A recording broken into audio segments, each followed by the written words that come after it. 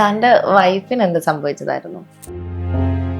ഒരു infection, kidney infection വന്നായിരുന്നു. അത് സീരിയസ് ആയിട്ട് മറ്റുള്ള ഓർഗനെയും ഇൻഫെക്ട് ചെയ്ത് അന്നേരം പിന്നെ മക്കള് അവരുടെ ഉത്തരവാദിത്വം ഒഴിവാക്കുന്നതിന് വേണ്ടിയിട്ടാണ് അച്ഛനെയും അമ്മ ഈ ഒരു വിവാഹത്തിലേക്ക് തള്ളിവിട്ടത്. മക്കളൊക്കെ ഉണ്ടെങ്കിലും അവർക്ക് അവരുടേതായ തിരക്കും, പക്ഷെ എന്നാലും നമുക്കൊരു സ്പേസ് അവിടെ ഒഴിഞ്ഞു കിടക്കുകയല്ലേ. എല്ലാം അവിചാരിതമായിട്ട് സംഭവിച്ചതാ. ഒരു ദൈവത്തിന്റെ ഒരു തീരുമാനം പോലെയാണ് എനിക്ക് തോന്നിയിട്ടുള്ളത്. എന്റെ മോളെ, ഇളയ മോളെ ഒരുപാട് എന്നെ ഡിപ്പെൻഡ് ചെയ്ത് ജീവിക്കുന്ന ആളായിരുന്നു. കാരണം അവൾക്കാണ് ഞാൻ പോയാൽ ഒരുപാട് നഷ്ടം വരുന്നത്. കാരണം അവളുടെ കുട്ടിയെ ടേക്ക് കെയർ ചെയ്യുന്നത് ഞാനാണ്. 10 വയസ്സ് വരെ മോളെ നോക്കിയമ്മ തന്നില്ല. ഇത്രയും നാള് ഞങ്ങൾക്ക് വേണ്ടി ജീവിച്ചിട്ട് ഇനി അമ്മയ്ക്ക് വേണ്ടി ജീവിക്കും. ഒറ്റപ്പെടുക എന്ന് പറയുന്നത് ഭയങ്കര ഒരു ഒറ്റപ്പെട്ട് ജീവിക്കുന്നതുകൊണ്ട് ഒരുപാട് കാര്യങ്ങൾ എനിക്ക് ചെയ്യാൻ പറ്റാതെ വന്നിട്ടുണ്ട്. പിന്നെ എല്ലാത്തിനും നല്ല ഐസൊലേറ്റഡ് ആയിട്ട് ഇങ്ങനെ കഴിയായിരുന്നു. പല ഫംഗ്ഷനുകളിലും ഞാൻ പോകാറില്ല. കാരണം ദൂരെയൊക്കെ ആണെങ്കിൽ എനിക്ക് ഒറ്റയ്ക്ക് പോകാനുള്ള ബുദ്ധിമുട്ടുണ്ട്, പോകാറില്ല. പാർട്ട്ണർ ഇല്ലാത്തതിന്റെ ആ ഒരു സ്പേസ് അവിടെ ഇങ്ങനെ. എന്തുകൊണ്ടാണ് മീഡിയ അറ്റൻഷൻ നോക്കിയത്? നിങ്ങൾക്ക് രഹസ്യമായിട്ട് കല്യാണം കഴിച്ചാൽ പോരായിരുന്നോ? ഞാൻ അമ്പലത്തിൽ ഞങ്ങൾ മീഡിയക്കാരെ ആരെയും വിളിച്ചു. ആദ്യമായിട്ട് നമ്മള് കല്യാണം നടത്തി രഹസ്യമായിട്ട് ഒരിടത്ത് ജീവിക്കാനല്ലോ. നമ്മൾ എന്തായാലും സമൂഹത്തിൽ നമ്മള് ഭാര്യയും ഭർത്താവും മീഡിയ ഒരാള് പബ്ലിഷ്, പിന്നെ ഒരുപാട് ക്യാമറയായിട്ട് നമ്മുടെ മുമ്പിൽ വരുമ്പോഴാണ് മീഡിയ ആണെന്ന് പോലും നമ്മൾ അറിയുന്നത്.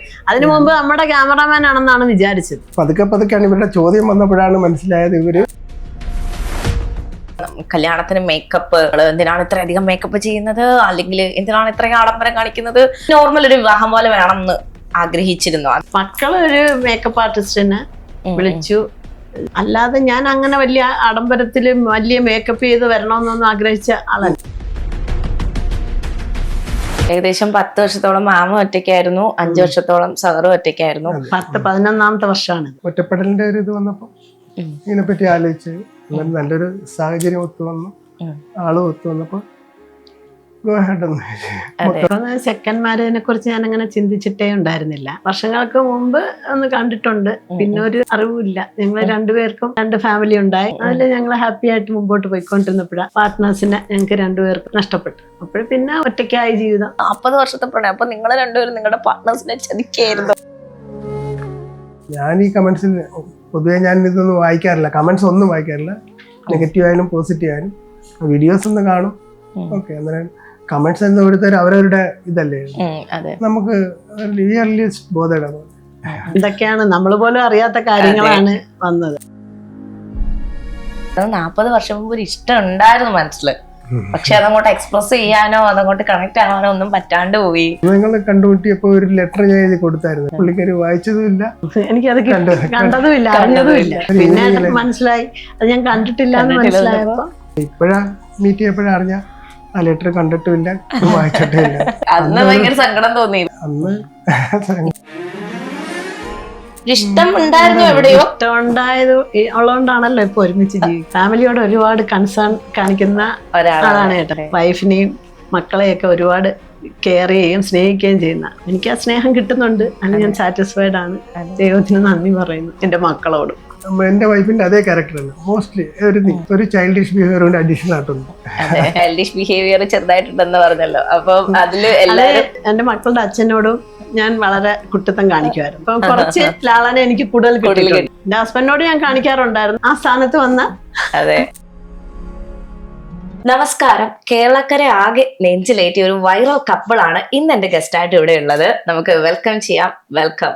എന്താ പറയാ, ഞാൻ ഈ പറഞ്ഞത് കറക്റ്റ് അല്ലേ? കാരണം എല്ലാവരും ഈ പറയുന്ന വീഡിയോസ് ഒക്കെ കണ്ടിട്ട് കൊള്ളാലോ, അതും മക്കള് ഇത്രയും സപ്പോർട്ട് ചെയ്തിട്ടാണ് ഒരു വിവാഹമൊക്കെ നടന്നിരിക്കുന്നത്. എന്താണ് പറയാനുള്ളത്?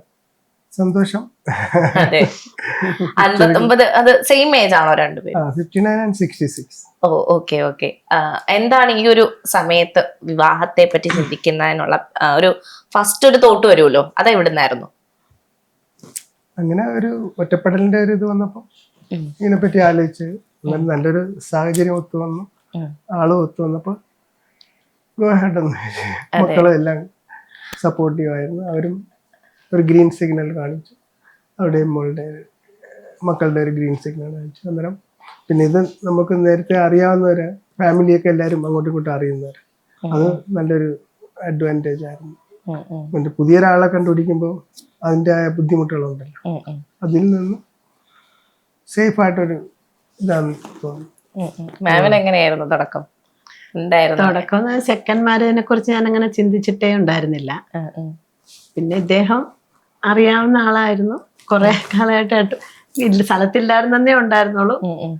അപ്പോ വർഷങ്ങൾക്ക് മുമ്പ് ഒന്ന് കണ്ടിട്ടുണ്ട്, പിന്നെ ഒരു അറിവില്ല. ഞങ്ങൾ രണ്ടുപേർക്കും 2 ഫാമിലി ഉണ്ടായി. അതിൽ ഞങ്ങൾ ഹാപ്പി ആയിട്ട് മുമ്പോട്ട് പോയിക്കൊണ്ടിരുന്നപ്പോഴാ പാർട്ട്നേഴ്സിനെ ഞങ്ങൾക്ക് 2 പേർക്കും നഷ്ടപ്പെട്ടു. അപ്പോൾ പിന്നെ ഒറ്റയ്ക്കായി ജീവിതം. ഏട്ടനും അതുപോലെ തന്നെ 5 വർഷമായിട്ട് ഒറ്റയ്ക്കാണ്, ഞാൻ 10 വർഷമായിട്ട് ഒറ്റയ്ക്കാണ്. അങ്ങനെ കഴിഞ്ഞ് പോയിക്കൊണ്ട് മക്കളൊക്കെ ഉണ്ടെങ്കിലും അവർക്ക് അവരുടേതായ തിരക്കും, അവരൊക്കെ വളരെ ലവിങ് ആണ്, കെയറിങ് ആണ്. പക്ഷെ എന്നാലും നമുക്കൊരു സ്പേസ് അവിടെ ഒഴിഞ്ഞു കിടക്കുകയല്ലേ. അങ്ങനെ വന്നപ്പോ എല്ലാം അവിചാരിതമായിട്ട് സംഭവിച്ചതാ. ശരിക്കും പറഞ്ഞാൽ ഒരു ദൈവത്തിന്റെ ഒരു തീരുമാനം പോലെയാണ് എനിക്ക് തോന്നിയിട്ടുള്ളത്. പറയുന്നുണ്ടായിരുന്നു, ഞാൻ മക്കളുടെ മാമിന്റെ മക്കളുടെ ഒരു ഇന്റർവ്യൂ കണ്ടിട്ടുണ്ടായിരുന്നു. അപ്പൊ അതിൽ പറയുന്നുണ്ടായിരുന്നു 40 വർഷം മുമ്പ് ഒരു ഇഷ്ടം ഉണ്ടായിരുന്നു മനസ്സിൽ, പക്ഷെ അതങ്ങോട്ട് എക്സ്പ്രസ് ചെയ്യാനോ അതങ്ങോട്ട് കണക്ട് ആവാനോ ഒന്നും പറ്റാണ്ട് പോയി. അതിനുശേഷം ഇത് വീണ്ടും കറങ്ങി തിരിഞ്ഞു വരുന്നു എന്നൊക്കെ ഉള്ളത്. അന്ന് നിങ്ങൾ കണ്ടുമുട്ടിയപ്പോ ഒരു ലെറ്റർ ഞാൻ എഴുതി കൊടുത്തായിരുന്നു, പക്ഷെ പുള്ളിക്കാരി വായിച്ചതുമില്ല, എനിക്കത് കണ്ടതുമില്ല, അറിഞ്ഞതുമില്ല. അതെ, അത് വീട്ടിൽ കൊണ്ട് ഫാദറിന് കൊടുക്കാനുള്ള ഒരു ഇതിനകത്ത് വെച്ചാ കൊടുത്തത്, ബുക്കിലെന്തോ അല്ലേ. അന്നേരം നേരിട്ട് കൊണ്ട് ഞാൻ ഫാദറിനെ കൊണ്ട് കൊടുക്കാൻ പറഞ്ഞു, അതുപോലെ ഞാൻ കൊണ്ട് കൊടുത്തു. നോക്കിയതൊന്നുമില്ല. ഇല്ല, അതിന്റെ അകത്ത് അങ്ങനെ ഒരു ലെറ്റർ ഉണ്ടാവുമെന്ന് അന്ന് ചിന്തിച്ചില്ല.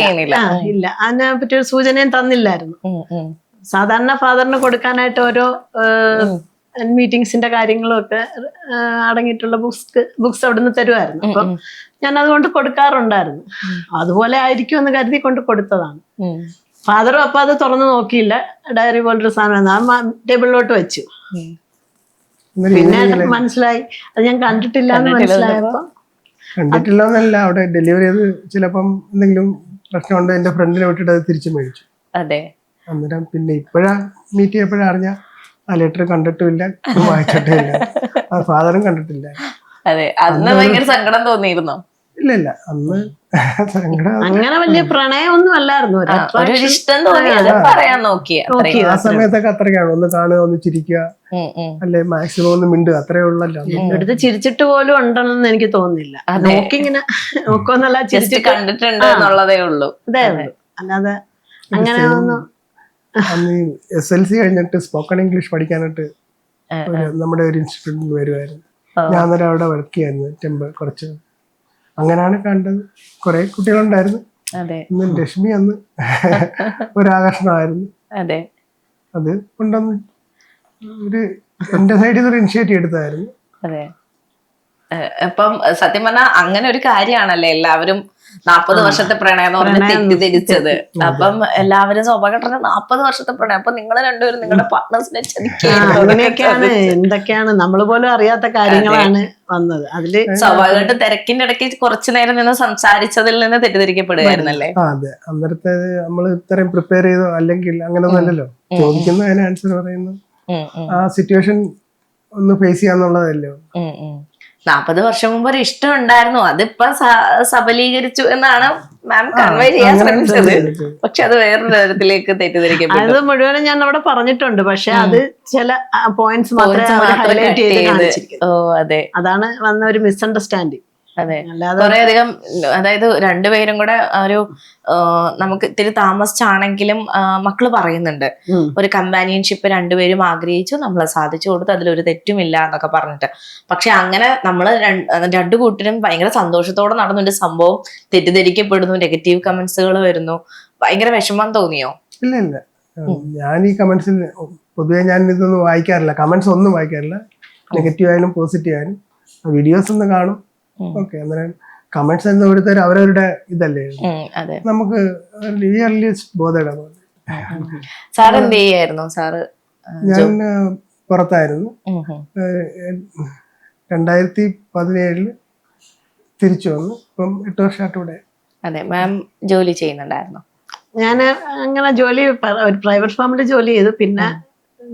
പിന്നെ കുറച്ച് നാൾ ചെറിയൊരു ബിസിനസ് ചെയ്തു. അത് കഴിഞ്ഞ് പിന്നെ വീട്ടിൽ തന്നെയായിരുന്നു. ഹസ്ബൻഡിന് വയ്യാതൊക്കെ ആയപ്പോഴും പിന്നെ എനിക്ക് തുടർന്ന് അങ്ങോട്ട് പോകാൻ പറ്റിയില്ല. അതെ, ഏകദേശം 10 വർഷത്തോളം മാമ ഒറ്റയ്ക്കായിരുന്നു, 5 വർഷത്തോളം സാറും ഒറ്റയ്ക്കായിരുന്നു. 11-ാമത്തെ വർഷമാണിത്. അതെ അല്ലേ. ഇതിന്റെ ഇടയ്ക്ക് എപ്പോഴെങ്കിലും ഇങ്ങനെ ഒരു തോട്ട് വരുന്നുണ്ട്, അതായത് ഒറ്റപ്പെടുക എന്ന് പറയുന്നത് ഭയങ്കര ഒരു ഒറ്റപ്പെട്ട് ജീവിക്കുന്നതുകൊണ്ട് ഒരുപാട് കാര്യങ്ങൾ എനിക്ക് ചെയ്യാൻ പറ്റാതെ വന്നിട്ടുണ്ട്. അതെ, ചില കാര്യങ്ങൾക്ക് പോകാൻ പറ്റാതെ വന്നിട്ടുണ്ട്, ഒരു കൂട്ടില്ലാത്തതുകൊണ്ട്. പല ഫംഗ്ഷനുകളിലും ഞാൻ പോകാറില്ല, കാരണം ദൂരെയൊക്കെ ആണെങ്കിൽ എനിക്ക് ഒറ്റയ്ക്ക് പോകാനുള്ള ബുദ്ധിമുട്ടുണ്ട്, പോകാറില്ല. പിന്നെ എല്ലാത്തിനും നല്ല ഐസൊലേറ്റഡ് ആയിട്ട് ഇങ്ങനെ കഴിയായിരുന്നു. പിന്നെ മക്കളെല്ലാത്തിനും സപ്പോർട്ടീവാ. എനിക്കൊരു കൊച്ചുമോളുണ്ട്, എല്ലാ കാര്യങ്ങൾക്കും. അത് വേറെ കുഴപ്പമൊന്നുമില്ല. പക്ഷെ നമുക്കൊരു പാർട്ട്ണർ ഇല്ലാത്തതിന്റെ ആ ഒരു സ്പേസ് അവിടെ ഇങ്ങനെ. ഇപ്പൊ നമുക്കിപ്പോ എത്ര എന്ന് പറഞ്ഞാലും മക്കള് നമുക്ക് എത്ര ഫ്രണ്ട്ലി ആന്ന് പറഞ്ഞാലും ചില കാര്യങ്ങൾ നമുക്ക് അത്രയും ഓപ്പൺ ആയിട്ട് അവരുടെ അടുത്ത് ഷെയർ ചെയ്യാൻ പറ്റില്ല. അപ്പൊ സ്വാഭാവികമായിട്ട് ഒരു പാർട്ട്ണറെ ഏത് പ്രായത്തിലും നമ്മൾ ആഗ്രഹിക്കും. അത് കാണുന്നവരുടെ കണ്ണിൽ അത് തെറ്റിദ്ധരിക്കപ്പെടുന്നത് നമുക്കൊന്നും ചെയ്യാൻ പറ്റില്ല. അപ്പം ചുരുക്കം പറഞ്ഞാൽ നമുക്ക് അങ്ങനെ പറയാൻ പറ്റില്ലെങ്കിൽ ഒരു ലവ് മാരേജ് എന്ന് പറയാൻ പറ്റും. ഇഷ്ടം ഉണ്ടായിരുന്നു, എവിടെയോ ഇഷ്ടം ഉണ്ടായത് ഉള്ളതുകൊണ്ടാണല്ലോ ഇപ്പൊ ഒരുമിച്ച് ജീവിക്കുന്നത്. അതെ അതെ, ഞാനും പലരും പിന്നെ ചെക്ക് ചെയ്തിട്ടുണ്ടായിരുന്നു. മീൻസ് ഒരു പാർട്ട്ണറെ കണ്ടുപിടിക്കാൻ കുറച്ച് അറ്റംപ്റ്റ് നടത്തിയിരുന്നു. ഒന്നിലും സാറ്റിസ്ഫൈഡ് അല്ലായിരുന്നു. രശ്മിയെ കണ്ടപ്പോൾ പിന്നെ വേറെ ഒന്നും ആലോചിക്കണ്ടെന്ന് വെച്ചാൽ ഫാമിലി കംപ്ലീറ്റ് അറിയാവുന്ന അങ്ങോട്ട് ഞങ്ങൾ ഒരേ ഏരിയയിലുള്ള. അന്നേരം വേറെ പ്രത്യേകിച്ച് ഈ റിസ്ക് ഫാക്ടേഴ്സ് ഒന്നും ഇല്ലായിരുന്നു. അതുകൊണ്ട് തന്നെ രശ്മി അതൊക്കെ ഉണ്ടെന്നത്. അതെ അതെ, ഫാമിലിയോട് ഒരുപാട് കൺസേൺ കാണിക്കുന്ന ഒരാളാണ് ഏട്ടനെ. അതുകൊണ്ടാണ് എനിക്ക് ഒരുപാട് ഇഷ്ടമായത്. വൈഫിനെയും മക്കളെയൊക്കെ ഒരുപാട് കെയർ ചെയ്യുകയും സ്നേഹിക്കുകയും ചെയ്യുന്ന ഒരു വൈഫിനെ ഇത്രയും സ്നേഹിക്കുകയും മക്കളോട് ഇത്രയും സ്നേഹമുള്ള ഒരാൾക്ക് തീർച്ചയായിട്ടും അതെ മറ്റൊരാളെയും അങ്ങനെ ഒരാളായിരുന്നു എനിക്കും ആഗ്രഹം. അതെ, എനിക്ക് ആ സ്നേഹം കിട്ടുന്നുണ്ട്, അത് ഞാൻ സാറ്റിസ്ഫൈഡ് ആണ്. ദൈവത്തിന് നന്ദി പറയുന്നു എന്റെ മക്കളോടും. ഒരു സ്ട്രേഞ്ചറിന്റെ കൂടെ ഒരു പരീക്ഷണം എടുക്കാൻ നമുക്ക് സമയമില്ല. ഇപ്പൊ നമ്മള് കല്യാണം കഴിക്കുക, ഒരുമിച്ച് ജീവിക്കാന്ന് പറയുന്ന ഒരു കമ്പാനിയൻഷിപ്പിനല്ലേ, ഒരു കൂട്ട്. എന്തിനും സങ്കടത്തിലായാലും സന്തോഷത്തിനായാലും ഒരു കൂട്ട്. അപ്പൊ അത് നമുക്ക് കംഫർട്ടബിൾ ആയിട്ടുള്ള ഒരാളല്ലെങ്കിൽ നമ്മൾ ഒരുപാട് അതെ അതെ അവസാന സമയം നമ്മുടെ ജീവിത പകുതിയോളം കഴിഞ്ഞില്ലേ. അപ്പൊ ഇനി അതൊരു റിസ്ക് ആവരുതല്ല. ഇപ്പൊ ഫുള്ളി സാറ്റിസ്ഫൈഡാ. ദൈവം ഇങ്ങനെ അങ്ങ് നിലനിർത്തിയാൽ മതി. അതെ, സാറിന്റെ വൈഫിന് എന്ത് സംഭവിച്ചതായിരുന്നു? ഒരു ഇൻഫെക്ഷൻ, കിഡ്നി ഇൻഫെക്ഷൻ വന്നായിരുന്നു. അത് സീരിയസ് ആയിട്ട് മറ്റുള്ള ഓർഗനെയും ഇൻഫെക്ട് ചെയ്ത് അന്നേരം പിന്നെ ട്രീറ്റ് ചെയ്തിട്ട് പറ്റുന്നില്ല. 3 days പിന്നെ ICUലായിരുന്നു. 3rd day she passed away. അതും പറയുന്നുണ്ടായിരുന്നു. എന്താ മാമിന്റെ മക്കളുടെ ഇന്റർവ്യൂ ഉണ്ടെന്ന് പറഞ്ഞില്ല, അതിൽ പറയുന്നുണ്ടായിരുന്നു അങ്കിൾ അത്രത്തോളം ഫാമിലിയായിട്ട് അത്രത്തോളം അറ്റാച്ച്ഡ് ആണ്, അതുപോലെ തന്നെ അങ്കിൾ അത്രയും സ്നേഹമുള്ള ഒരാളാണ് എന്നൊക്കെ പറയുന്നുണ്ടായിരുന്നു. സ്വാഭാവികമായിട്ടും അതിനുശേഷം എന്ന് വെച്ചാൽ കുറെ നാളത്തേക്ക് നമുക്ക് വേറൊരു പാർട്ട്ണറെ റീപ്ലേസ് ചെയ്യാന്ന് പറഞ്ഞാൽ നമുക്ക് ചിന്തിക്കാൻ പോലും കുറെ നാളത്തേക്ക് പറ്റാറില്ല. കാരണം അവരുണ്ടാക്കി വെച്ച ഒരു സ്പേസ് എന്ന് പറയുന്നത് വേറെ ആർക്കും പെട്ടെന്ന് കൊടുക്കാനിരുന്നതായിരിക്കും. പക്ഷെ ഒരു മിസ്സിങ്ങിനൊപ്പം തന്നെ നമ്മളൊരു കമ്പാനിയൻഷിപ്പും സ്വാഭാവികമായിട്ടും ആഗ്രഹിക്കും. എത്രത്തോളം സാറിനൊരു, അതായത് കംപ്ലീറ്റ്ലി റീപ്ലേസ് ചെയ്യാൻ പറ്റില്ല, എന്നിരുന്നാൽ പോലും മാം എത്രത്തോളം ഓക്കെ ആണ് ആ ഒരു. ഞങ്ങള് October 21st ഈ ഒക്ടോബർ തൊട്ടാണ് വീണ്ടും മീൻസ് ഫോണിൽ കോണ്ടാക്ട് ചെയ്തും സംസാരിച്ചോണ്ടിരുന്നത്. അന്നേരം ഈ ഗ്യാപ്പില് ഞങ്ങൾ സംസാരിക്കേണ്ട എനിക്ക് ഇത് ചെയ്യാൻ പറ്റിയത് എൻ്റെ വൈഫിന്റെ അതേ ക്യാരക്ടർ തന്നെ, മോസ്റ്റ്ലി എവരിതിങ് അതേ ക്യാരക്ടർ തന്നെ, എല്ലാ ബിഹേവിയറും. പിന്നെ ഒരു ചൈൽഡിഷ് ബിഹേവിയറും അഡീഷണൽ ആയിട്ടുണ്ട്. അല്ലാതെ പിന്നെ മക്കളോടുള്ള ഇതും എല്ലാം സെയിമാ. നമ്മളെ ഓരോന്നിങ്ങനെ പിന്നെ ഗോ ത്രൂ ചെയ്യുമ്പോൾ നമുക്ക് എല്ലാം റിലേറ്റ് ചെയ്യാൻ പറ്റിയ ഹാബിറ്റ്സ് ആവുള്ളത്. അതെ, മക്കളൊക്കെ എന്ത് ചെയ്യാ? രണ്ട് മക്കളും പുറത്താണ്. ഒരാള് യൂറോപ്പിലും ഒരാള് കാനഡയിലും. രണ്ടും മാരീഡ് ആണ്. യൂറോപ്പിലുള്ള മോനും ഒരു പോളിഷ് കുട്ടിയെ കല്യാണം കഴിച്ചിരിക്കുന്നു. ഇളയാള് ഇവിടുന്ന് മലയാളി, തിരുവനന്തപുരത്തുള്ള മോള് സ്നേഹ. ഇളയാള് റോഷൻ, ഇളയ മരുമോള് സ്നേഹ. മരുമോളെല്ലാം മോള് തന്നെ. മൂത്താള് രോഹിത്, ജസ്റ്റിന. അതെ, ഫസ്റ്റ് മക്കൾ ഭയങ്കര സപ്പോർട്ടാണ്. മരുമക്കളുടെ ഒരു ഫസ്റ്റ് റിയാക്ഷൻ എന്തായിരുന്നു? ഇല്ല, അവരും ഈക്വലി ഹാപ്പിയും സപ്പോർട്ട് ചെയ്യുമായിരുന്നു. അത് നിങ്ങളുടെ വീഡിയോകളൊക്കെ കാണുമ്പോൾ നിങ്ങൾക്ക് മനസ്സിലാവും. അതെ അതെ ഞങ്ങൾ ആക്ച്വലി ഒരു വീഡിയോ എടുത്തില്ല. ഈവൻ ഒരു ഫോട്ടോഗ്രാഫർ ഒരാളുണ്ടായിരുന്നു. ഒന്നും കണ്ടില്ല ഇതുവരെ, പക്ഷെ എല്ലാം ഇതിൽ കൂടെ സോഷ്യൽ മീഡിയയിലൂടെ കണ്ടപ്പോൾ സന്തോഷമായിരുന്നു. അവരുടെ ആ പിന്നെ എൻജോയ്മെന്റ് എല്ലാം എല്ലാത്തിലും വിസിബിളാണ്. അതെ അതെ. മാമിന്റെ മക്കളോ? എന്റെ മക്കളെ പണ്ടേ സപ്പോർട്ടീവാ. പണ്ടേ കല്യാണം കഴിപ്പിക്കണമെന്നും പറഞ്ഞിങ്ങനെ. നമ്മള് മെന്റലി അതെ ഞാൻ മെന്റലി പ്രിപ്പയർഡ് അല്ലായിരുന്നു. അങ്ങനെ ഒരു കാര്യം ചിന്തിച്ചിട്ടേ ഇല്ലായിരുന്നു. ഏട്ടൻ വരുന്നവരെ അങ്ങനെ ഞാൻ ചിന്തിച്ചിട്ടേ ഇല്ല. പിന്നെ ഇങ്ങനെയൊക്കെ സംഭവിച്ചു. അവര് ഫുള്ളി സാറ്റിസ്ഫൈഡ്. അവരോട് കാര്യം ഞാൻ ആദ്യം മുതലേ ഈ 21st വിളിക്കുന്ന അന്ന് മുതലുള്ള കാര്യങ്ങൾ, എല്ലാ കാര്യങ്ങളും ഞാൻ മക്കളോട് ഷെയർ ചെയ്യാറുണ്ട്. അപ്പം മരുമോനും അതേപോലെ സപ്പോർട്ടിങ് ആയിരുന്നു. മരുമോന് ആദ്യം ഇനിഷ്യേറ്റീവ് എടുത്തത് സെന്തിലാണ്. അപ്പം പിന്നെ അത് മുന്നോട്ട് പോകാൻ പിന്നെ മക്കളായിട്ട് അങ്ങ് മുമ്പോട്ട് കൊണ്ടുപോയതാ. പിന്നെ വളരെ പെട്ടെന്നല്ല അങ്ങ് നടന്നു. അവന്റെ മക്കളൊക്കെ എന്ത് ചെയ്യുന്നേ? എന്റെ മൂത്ത ആള് ഫുഡ് കോർപ്പറേഷൻ ഓഫ് ഇന്ത്യയിൽ മുംബൈയിൽ അസിസ്റ്റന്റ് മാനേജറാണ്. രണ്ടാമത്തെ ആൾ ഇവിടെ കൊല്ലം വിമൻസ് കോളേജില് അസിസ്റ്റന്റ് പ്രൊഫസറാണ്. അതെ. അനിയത്തി മാത്രമാണല്ലേ കല്യാണം കഴിച്ചേക്കുന്നത്? അതെ. ചേച്ചി ഇപ്പോഴും സിംഗിൾ ആയിട്ട് അതിൽ പറയുന്നുണ്ട്. ഈ പറയുന്ന പ്രായം സിംഗിളാണ്. അതെ, പ്രായമൊന്നും അങ്ങനെ നോക്കുന്നില്ല എന്ന് വെച്ചാല് എപ്പോഴാണോ ബെറ്റർ ഒരു പാർട്ണർ വരുന്നത് അപ്പോഴേ വിവാഹമുള്ളൂ എന്ന് പറയുന്നുണ്ടായിരുന്നു. മാം നിർബന്ധിച്ചിട്ടില്ലേ മോളെ വിവാഹം കഴിക്കണം? എപ്പോഴും പറയാറുണ്ട്. ഇപ്പൊ പക്ഷെ ഞാൻ പറയാറില്ല. ഇല്ല. അവൾക്ക് എല്ലാ അറിവും വിവരവും ലോകപരിചയം എല്ലാം ഉണ്ട്. പറയുന്നത് അമ്മയ്ക്ക് ഇപ്പോഴല്ലേ തോന്നിയത് റീമാരേജ്. അപ്പൊ അതുപോലെ അവൾക്ക് എപ്പോഴാണ് തോന്നുന്നത് അങ്ങനെ ഒരാൾ അവളുടെ മുമ്പിൽ വന്നാൽ അവൾ തീർച്ചയായിട്ടും മോള് കല്യാണം കഴിക്കാം എന്നാണ് പറയുന്നത്. അതുപോലെ സാറ് പറഞ്ഞ കാര്യം ചൈൽഡിഷ് ബിഹേവിയർ ചെറുതായിട്ടുണ്ടെന്ന് പറഞ്ഞല്ലോ. അപ്പം അതില് ഞാന് എന്റെ ഹസ്ബൻഡ് എന്റെ മക്കളുടെ അച്ഛനോടും ഞാൻ വളരെ കുട്ടിത്തം കാണിക്കുമായിരുന്നു. അത് പക്ഷെ എൻജോയ് ചെയ്യുമായിരുന്നു. ഞാൻ ഒറ്റ മോളായിരുന്നു. അപ്പൊ കുറച്ച് ലാളനെ എനിക്ക് കൂടുതൽ കിട്ടിയിട്ടുണ്ട്. അപ്പൊ അത് എല്ലാരോടും ഒന്നും അങ്ങനെ കാണിക്കാറില്ല. നമുക്ക് അത്രയും എന്റെ ഹസ്ബൻഡിനോട് ഞാൻ കാണിക്കാറുണ്ടായിരുന്നു. ഇപ്പം ആ സ്ഥാനത്ത് വന്ന അതുകൊണ്ട് കാണിക്കാറുണ്ട്. അതെ, മാമും സാറും പറയുന്ന ഒരു ഭാഗ്യം എന്താണെന്ന് എനിക്ക് മനസ്സിലാകുന്നു. കാരണം ഓക്കെ, ലേറ്റ് ആയിട്ട് നമുക്ക് ഒരു കമ്പാനിയൻഷിപ്പ് നമ്മൾ ആഗ്രഹിക്കുന്നു, ഒരു പാർട്ണറിനെ കണ്ടെത്തുന്നു. പക്ഷെ അത്രയും കംഫർട്ടബിൾ ആവുക എന്ന് പറഞ്ഞു കഴിഞ്ഞാൽ ഇപ്പൊ ഈ പറയുന്ന പോലെ ഒരുപാട് പേരുടെ പ്രശ്നം അതാണ്, കംഫർട്ടബിൾ ആയിട്ട് ഒരു പാർട്ണറിനെ കിട്ടുന്നില്ല എന്നുള്ളത്.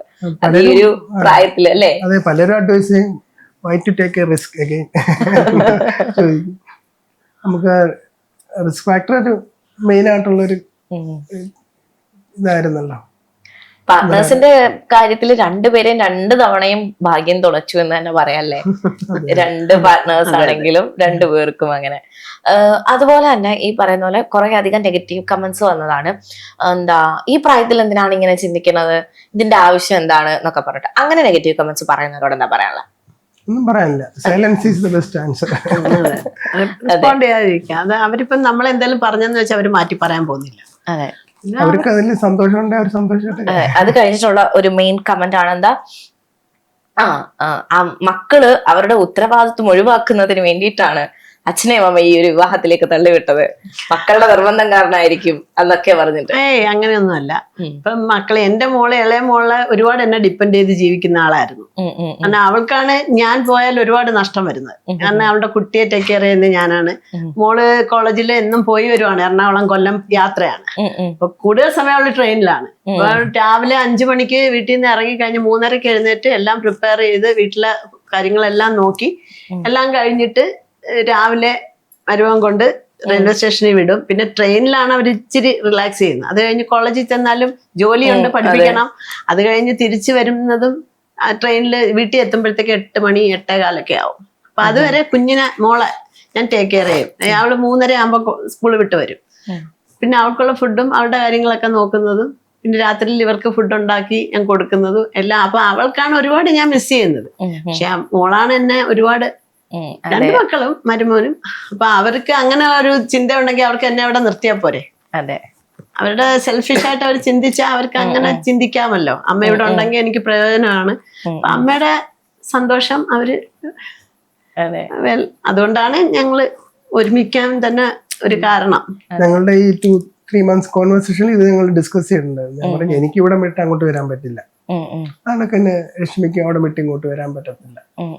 അങ്ങനെയൊക്കെ സംസാരിച്ചത് പെട്ടെന്നാണ് മോള് ഇന്റർവ്യൂ ചെയ്തിട്ട് അത് ഞങ്ങൾ നോക്കണം. ഇത്രയും 10 വയസ്സ് വരെ മോളെ നോക്കിയമ്മ തന്നില്ല, ഇത്രയും നാള് ഞങ്ങൾക്ക് വേണ്ടി ജീവിച്ചിട്ട് ഇനി അമ്മയ്ക്ക് വേണ്ടി അമ്മയ്ക്ക് വേണ്ടിയിട്ട് ജീവിക്കണം. ഞങ്ങൾക്കൊരു പ്രശ്നമില്ല, സന്തോഷമേ ഉള്ളെന്ന് പറഞ്ഞു. അതെ. ഇവിടെ ആണെങ്കിലും എന്തായിരുന്നു, അതായത് ഇത്തരത്തിൽ നെഗറ്റീവ് കമന്റ്സ് വരുന്നുണ്ടെന്ന് മക്കൾ അറിയുന്നുണ്ടായിരുന്നോ? ഞാൻ അറിഞ്ഞില്ല. രശ്മി പറയുമ്പോഴാ ലക്ഷ്മിയും പിന്നെ മക്കള് ഏട്ടൻ ഇതൊന്നും ശ്രദ്ധിക്കാറേ ഇല്ല. അതെ, അത് ശ്രദ്ധിക്കുന്ന പറയുന്ന കേൾക്കുന്നത് ഇഷ്ടം. മലയാളം മീഡിയം ഒന്നും അധികം കാണാറില്ല. ഇപ്പൊ ഈ കേസ് ആയതുകൊണ്ട് അവര് ഇതറിയുന്നത്, ട്രാൻസ്ലേറ്റ് ചെയ്തൊക്കെ കേട്ട് മനസ്സിലാക്കി. കാരണം കൂടുതലും അവര് പുറത്ത് താമസിക്കുന്നവരാണ്. അവർക്ക് കേരളമായിട്ട് വലിയ ഇതൊന്നുമില്ല. പിന്നെ നമ്മളുടെ കേസ് ആയതുകൊണ്ട് അവര് കാണുന്നു. അപ്പം സാർ ഇത് പറഞ്ഞായിരുന്നു ഇത്തരത്തിലൊക്കെ വരുന്നുണ്ട്, കമന്റുകൾ ഇങ്ങനെ വരുന്നുണ്ട്. ഞങ്ങളത് ഡിസ്കസ് ചെയ്തിട്ടില്ല. അതെ, അതിനെപ്പറ്റി ഒന്നും ഡിസ്കസ് ചെയ്യാറേ ഇല്ല വീട്ടില്. അതെ.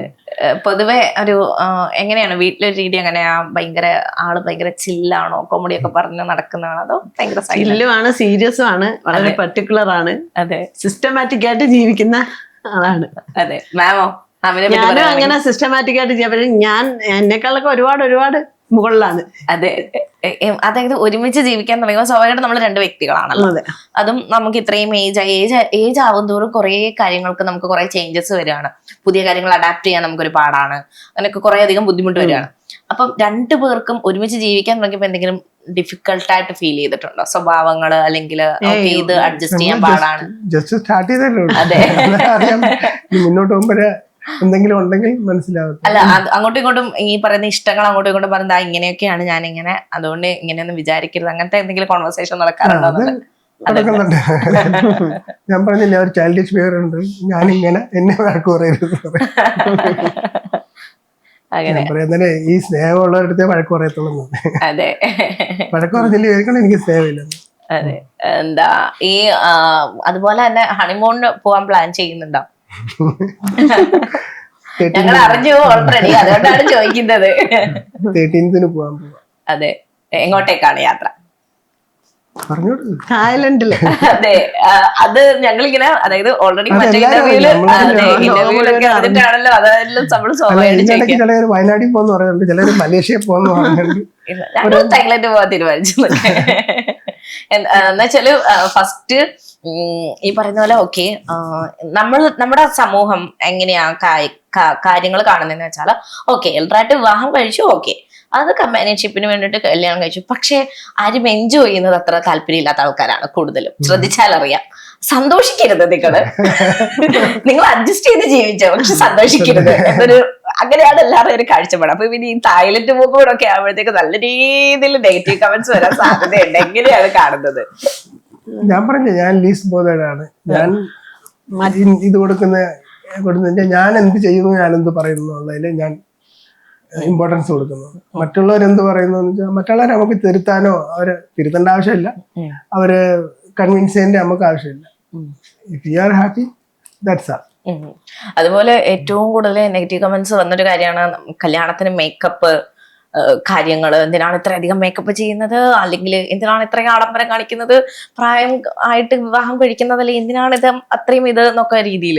എന്തായിരുന്നു അതിന് പിന്നിലുള്ള കാര്യം? അതായത് നോർമൽ ഒരു വിവാഹം പോലെ വേണമെന്ന് ആഗ്രഹിച്ചിരുന്നു? അതിന്റെ നോർമൽ ഉള്ളൊരു വിവാഹം പോലെ ഒരു ആഡംബരം ഇല്ലാതെ വളരെ ലളിതമായിട്ട് അമ്പലത്തിൽ വെച്ച് വളരെ കുറച്ച് ഞങ്ങളുടെ 2 പേരുടെയും ഏറ്റവും അടുത്ത ബന്ധുക്കളും മക്കളും മാത്രം, മക്കളും മരുമക്കളും മാത്രം അടങ്ങുന്ന ഒരു വിവാഹമാണ് ഉദ്ദേശിച്ചത്. അങ്ങനെ തന്നെയാണ് നടന്നത്. പിന്നെ എന്റെ മക്കളൊരു മേക്കപ്പ് ആർട്ടിസ്റ്റിനെ വിളിച്ചു ചെയ്തു. അത് പക്ഷെ ഇച്ചിരി ഓവറായി പോയോന്ന് എനിക്കറിയില്ല. പക്ഷെ മേക്കപ്പിന് ഒരു ബ്യൂട്ടീഷ്യനെ വിളിക്കുമ്പോ അവരുടെ കയ്യിലാണല്ലോ പിന്നെ നമ്മള്. അതെ അതെ. അല്ലാതെ ഞാൻ അങ്ങനെ വലിയ ആഡംബരത്തില് വലിയ മേക്കപ്പ് ചെയ്ത് വരണമെന്നൊന്നും ആഗ്രഹിച്ച ആളല്ല. മേക്കപ്പ് ഒന്നും ചെയ്യാൻ ആഗ്രഹിക്കുന്ന ആളല്ല. മേക്കപ്പ് ചെയ്ത് വൃത്തിയായിട്ട് വെൽ ഡ്രസ്ഡ് ആയിട്ട് നടക്കണമെന്ന് ഞാൻ പണ്ടേ പർട്ടിക്കുലറാണ്. ആ കാര്യത്തില് വളരെ ശ്രദ്ധിക്കാറുമുണ്ട്. പിന്നെ അങ്ങനെ ഒരാള് തന്നെയാണ് ഇത്. അതെ, എപ്പോഴും ഭംഗിയായിട്ട് നടക്കണം എന്നുള്ള അത് നമ്മുടെ ഒരു ഐഡന്റിറ്റിയെ ബാധിക്കുന്ന കാര്യമാണല്ലോ. നമ്മള് വെൽ ഡ്രസ്ഡ് ആയിട്ട് ഇരിക്കാന്ന് വെച്ചാൽ നമുക്ക് നമ്മുടെ ഒരു, ഞാൻ ആക്ച്വലി പറഞ്ഞതിനുമ്പ് സ്വന്തം അറിയാവുന്ന മേക്കപ്പ് ചെയ്താൽ മതി, പുറത്തുനിന്ന്. പക്ഷെ അന്ന് കല്യാണത്തിന്റെ അന്ന് തനിയെ മേക്കപ്പ് ചെയ്യാൻ ചിലപ്പം സാഹചര്യം അവിടെ പറ്റിയെന്ന് വരില്ല. അതുകൊണ്ടാണ് ഒരാളുടെ ഹെൽപ്പ് നമ്മൾ ആവശ്യപ്പെട്ടത്. അപ്പൊ അത് വലുതായിട്ട് അങ്ങനെ എന്താണെന്ന് എനിക്ക് മനസ്സിലായില്ല. ഇത്തിരി കൂടുതലായി പോയെന്ന് എനിക്ക് അറിഞ്ഞൂടാ. മാം ഓക്കെ ആയിരുന്നല്ലോ അല്ലേ? എനിക്ക് അങ്ങനെ കുഴപ്പമൊന്നുമില്ല. അതെ, അപ്പൊ പിന്നെ ബാക്കിയുള്ള ആരുടെയും കാര്യം നോക്കണ്ട എന്നുള്ളതല്ലേ അല്ലേ.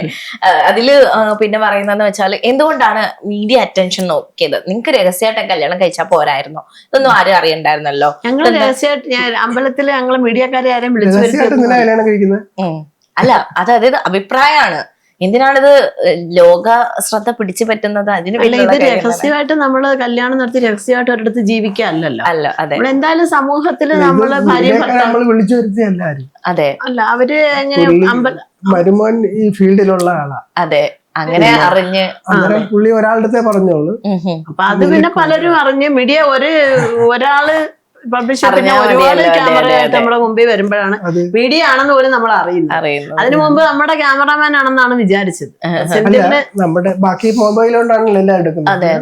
അവരുടെ ഫ്രണ്ട്സ് എടുക്കുന്ന ഞാൻ കരുതിയുള്ളൂ. ഒരു ക്യാമറ ഉണ്ടായിരുന്നു നമ്മൾ അറേഞ്ച് ചെയ്തത്, അയാളെ ഫോക്കസ് ചെയ്യണ്ടോ. അന്നേരം പിന്നെ പതുക്കെയാണ് ഇവരുടെ ചോദ്യം വന്നപ്പോഴാണ് മനസ്സിലായത് ഇവര് ആണെന്ന് മനസ്സിലാവുന്നത്.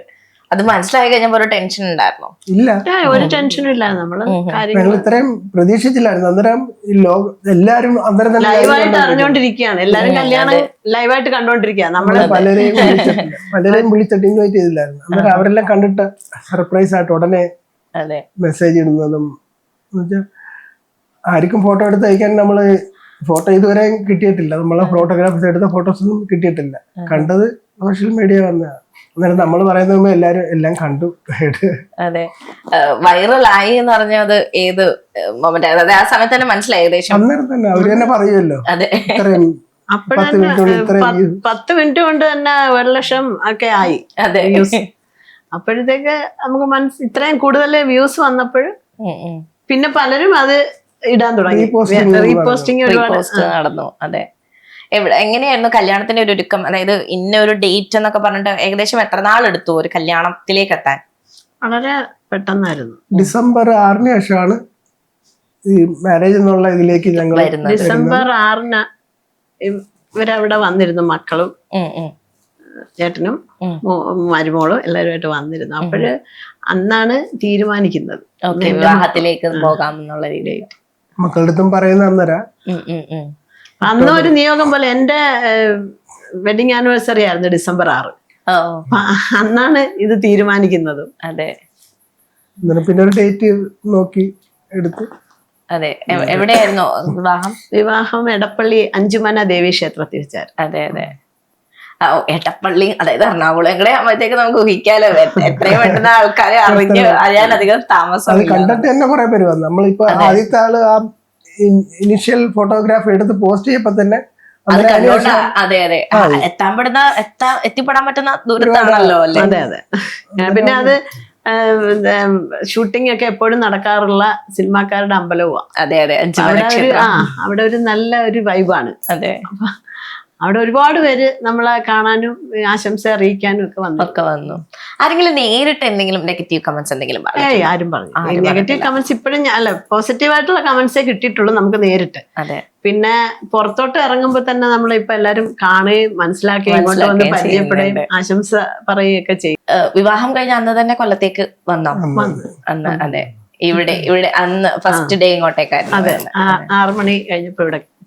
അതെ, ഇനി രണ്ടുപേരും ഇവിടെ കൊല്ലം തന്നെ ബേസ് ചെയ്ത് താമസിക്കും? അങ്ങനെയല്ല, അവിടെയും എന്റെ ഫ്ലാറ്റ് പൂട്ടിയിട്ടിരിക്കുക. അതെ, കുറച്ച് ദിവസം അവിടെ ആയിരിക്കും, കുറച്ച് ദിവസം ഇവിടെ നിൽക്കുക. അതായത് എനിക്ക് തോന്നുന്നു സാറിന്റെ മക്കൾ ഇവിടെ അധികം ഇല്ല. ഒരാള് പോയിട്ട് വീണ്ടും മാരേജ് അറ്റൻഡ് ചെയ്യാൻ തിരിച്ചു വന്നതാ. ഡിസംബർ 13 തിരിച്ചു പോയെങ്കിലും ജനുവരി 2 വീണ്ടും വന്നു മക്കൾ രണ്ടുപേരും ഇവിടെ ഉള്ളവര്. മറ്റേ ആൾ ഇവിടെ തന്നെ ഉണ്ടായിരുന്നു. അപ്പം അവര് ഇനിയിപ്പം താമസിക്കാതെ തിരിച്ചു പോകും. തിരിച്ചു പോകും. മാമിന്റെ മക്കള് ഒരാൾ മുംബൈയിലാന്ന് പറഞ്ഞില്ലേ? മുംബൈയിലെ മോള് പോകേണ്ടത് അടുത്ത ദിവസം തന്നെ. പിന്നെ ഈ നാളെ 10-ാം തീയതിയുള്ള ഫംഗ്ഷനും കൂടെ അറ്റൻഡ് ചെയ്തിട്ട് 10-ാം തീയതി ഫംഗ്ഷൻ ഉണ്ട്, ഇവിടെ റിസപ്ഷൻ ഉണ്ട്. അതുകൂടെ കഴിഞ്ഞിട്ട് അടുത്ത ദിവസം തന്നെ അവള് തിരിച്ചു പോകും. അതെ, തായ്ലൻഡ് ട്രിപ്പ് പ്ലാൻ ചെയ്തപ്പോ എന്താ പറഞ്ഞ? മക്കളുടെ ഒക്കെ ഒരു സപ്പോർട്ട് എന്തെങ്ങനെയായിരുന്നു? ആരും അറിഞ്ഞില്ല. എന്നോട് ഒരു ദിവസം പാസ്പോർട്ടിന്റെ കോപ്പി അയച്ചു കൊടുക്കാൻ പറഞ്ഞു. ഞാൻ അയച്ചു കൊടുത്തു. എന്തിനാണെന്ന് ഞാൻ ചോദിച്ചതും ഇല്ല, ഇങ്ങോട്ട് പറഞ്ഞതും ഇല്ല. പിന്നെ ഒരു ദിവസം ഇങ്ങനെ ഇങ്ങോട്ട് പറഞ്ഞു ഒരു സർപ്രൈസ് ഉണ്ടെന്ന് പറഞ്ഞു. എന്താന്ന് ചോദിച്ചപ്പോ സർപ്രൈസ് പെട്ടെന്ന് ദേഷ്യം വരും. എന്തെങ്കിലും ചോദിച്ചാൽ ഒരു പ്രാവശ്യം കൂടെ ചോദിച്ചാൽ ദേഷ്യം വരും. അതെ, സർപ്രൈസ് എന്ന് പറഞ്ഞാൽ സർപ്രൈസ് ആണ്. അപ്പോഴ് സർപ്രൈസ് ഇപ്പോഴും അങ്ങനെ ചോദിക്കരുതെന്ന് അറിഞ്ഞൂടെ. അപ്പോഴേ ഞാൻ പറഞ്ഞു എന്നാ ശരി, ഞാൻ പിന്നെ ചോദിച്ചില്ല. അതൊക്കെയാണ് ഈ ചൈൽഡിഷ് ബിഹേവിയർ എടുക്കുന്നത്. അപ്പൊ എന്നിട്ട് പക്ഷെ തായ്ലൻഡ് എന്ന് പറഞ്ഞ ഇനിയിപ്പൊ ഇനി ഇവിടെ അറിയാനില്ല. അന്നേരം ഈ ഷോർട്ട് പീരീഡിൽ അവിടെ പോവാൻ വിസ വേണ്ടല്ലോ നമുക്ക്. ഞാൻ ആക്ച്വലി സിംഗപ്പൂർ മലേഷ്യ ഉദ്ദേശിച്ചത്. അന്നേരം വിസ സിംഗപ്പൂർ നമുക്ക് വിസ ആണ്, മലേഷ്യക്ക് വിസ ആണ്. ഇതാകുമ്പോ ഓൺ അറൈവൽ. അതുകൊണ്ട് അത് പിന്നെ അതൊരു പാക്കേജ് റെഡി ആയിട്ടായിരിക്കും അവൈലബിൾ ആയിരുന്നു. അതെ, മറ്റേതല്ല ഞാൻ സാറിന് തനിയെ ബുക്ക് ചെയ്ത എല്ലായിടത്തും പോകുന്നു. ഇത് പാക്കേജ് റെഡി ആയിട്ടുണ്ടായിരുന്നുണ്ട്. അതങ്ങ് പിന്നെ തലവേദനയില്ല, അതിന്റെ പുറകെ പോകേണ്ട ആവശ്യമില്ലല്ലോ. അതെ, അതങ്ങ് ഫിക്സ് ചെയ്ത്. അതെ. അപ്പൊ 10ാം തീയതിയിലത്തെ റിസപ്ഷൻ കഴിഞ്ഞിട്ട് 13ാം തീയതിയാ പോകുന്നത്. തിരിച്ചെപ്പോ എത്തും? എത്ര ദിവസത്തെ ട്രിപ്പാണ് പ്ലാൻ ചെയ്തേക്കുന്നത്? 4 nights 5 days. അതെ, അത് കഴിഞ്ഞ് പിന്നെ കൊച്ചിയിലേക്കാണോ? അതായത് എത്രയും ദിവസം കൊല്ലത്തുണ്ടായിരുന്നു, അത് കഴിഞ്ഞ് കൊച്ചിയില് അങ്ങനെ. ഓക്കെ. അപ്പം എന്താ പറയാ, നെഗറ്റീവ് കമന്റ്സും കാര്യങ്ങളും ഒക്കെ ഇത്രയധികം നടക്കുന്നുണ്ടെങ്കിലും നിങ്ങളെ രണ്ടുപേരെയും അത് ബാധിക്കുന്നേ ഇല്ല. കാരണം കുറെ നാള് ഒറ്റപ്പെടല് അനുഭവിച്ചിരുന്നവരാണ്. വൈകിയാണെങ്കിലും നല്ലൊരു പാർട്ട്ണറെ കണ്ടെത്താൻ സാധിച്ചു.